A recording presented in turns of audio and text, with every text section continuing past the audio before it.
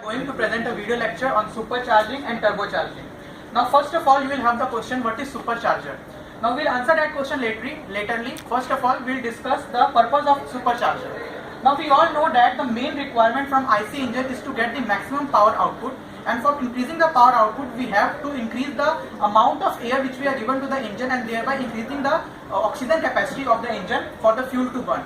Now the device which is used to increase the air density is known as supercharger, and the method to increasing the air capacity of an engine is known as supercharging. Supercharger is merely a blower or a compressor that provides denser charge to the engine. Superchargers in SI engine. Superchargers in SI engine are only employed in aircrafts and racing cars. Apart from increasing volumetric efficiency of the engine, they also increase the intake temperature. Due to increase in intake temperature, the ignition period reduces and burn speed increases, which increases knocking in the engine. For this reason, supercharged SI engine employ lower compression ratio. Plus, supercharged petrol engine have greater fuel consumption than normal petrol engines. Knocking can be controlled in highly supercharged engine by injection of water in the combustion chamber. However, the large amount of liquid needed for this purpose this method becomes impractical. Another alternative is to use the intercooling of the car before it is fed to the engine, which we will learn later part of this. Supercharger in CI engine. The factors like reduction in ignition delay and increase in clamp speed which limit the output of the SI engine due to knock, resulting in quiet and smoother operation of the CI engine. The limit of supercharging for SI engine is reached by thermal load. The temperature of a piston and cylinder is very high, resulting in scuffing of piston and a heavy linear wear. Till now we have studied what supercharging is. Now we will study the methods of supercharging. There are basically two methods of supercharging. One of them is mechanical supercharging. In case of mechanical supercharging, we have a blower that is directly attached to the crankshaft of the engine. Due to this, the blower rotates at the same speed as the engine rotates. This is the reason why this type of superchargers are quick in response to the throttle changes. The blower employed is mainly positive displacement type. So there are three types of mechanical superchargers. One of them is root supercharger, another is centrifugal type supercharger, and the third one is vane type supercharger. This type of supercharging we are not discussing in detail in this part of our lecture. We will study in detail about second type, that is turbocharging. In case of turbocharging, to know more about turbocharging, we need to understand the difference between mechanical superchargers and turbochargers. In mechanical superchargers, we have the blower attached to the crankshaft of the engine. But in case of turbochargers, we have a compressor and a turbine that is attached to the same shaft. And the turbine is rotated by the exhaust gases, and which in turn rotates the compressor. Now we will understand the working of turbocharger with the help of a video. So this is the basic layout of a turbocharger. This is the compressor wheel, this is the turbine wheel, and they are both attached to the same shaft. Now this is the compressor housing and this is the turbine housing, or this can be the cover of turbines and compressor.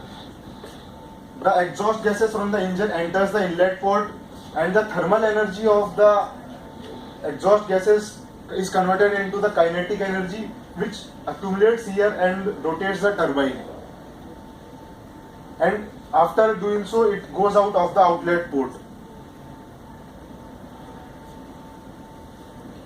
As the turbine rotates, we know that the compressor is attached to the same shaft to the turbine. So as turbine rotates, compressor rotates, which racks in the air, compresses it, and then passes it to the IC engine.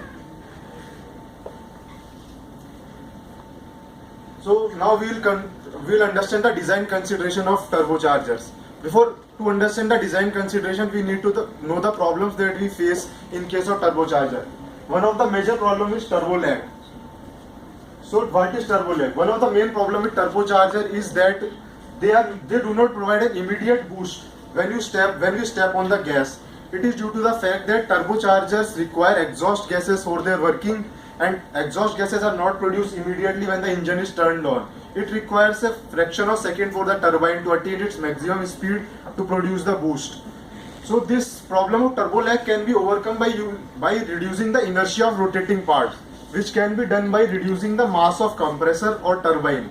When we do so, the mass is reduced and the turbine and compressor are able to accelerate quickly and start providing boost earlier. Now other design consideration is small versus large turbocharger. We have known that turbo lag can be reduced by reducing the mass, and by reducing mass we can reduce the size of turbine and compressor, or we can use small turbochargers. The small turbochargers will provide boost immediately at the start of engine, but they may not be able to provide the much required boost at a later part when the engine is running at full speed or full RPM. For doing so, we can use the larger turbochargers, which may produce the much required boost at high RPMs, but they have a problem of turbo lag at the starting when the engine is running at low RPM. So the use of large turbocharger or small turbocharger depends upon our requirements. Now we will discuss turbo accessories. The first one is the wastegate. Most automotive turbochargers have a wastegate, which allows the use of a smaller turbocharger to reduce lag while preventing it from spinning too quickly at high engine speed. The wastegate is a valve that allows the exhaust to bypass the turbine blade. Now we will discuss about how it's work by a diagram. Here you can see that turbine wheel and a impeller. It is attached with a chain shaft. Exhaust gas from the IC engine comes here, and here you can see wastegate. Here is a sensor which senses the boost pressure of the exhaust gas. Here you can see intake air. The compressor compresses the air and it went out to the combustion chamber. The sensor senses the boost pressure, and if the pressure is too high, it opens the wastegate and exhaust bypasses the turbine blade, and it went to the exhaust tailpipe. Sequential turbocharger. Some engine uses two turbochargers of different sizes. To remove the turbo lag, we use small turbocharger, and to get more boost pressure, we use bigger turbocharger. And it is combined, so we get more efficiency from the IC engine.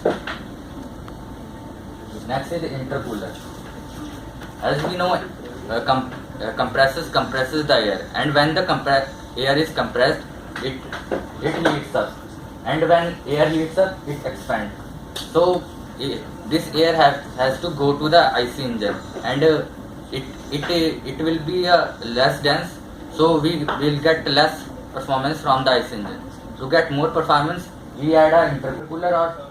Intercooler is additional component that looks like a radiator. As such, air passes through inside as well as outside of the intercooler.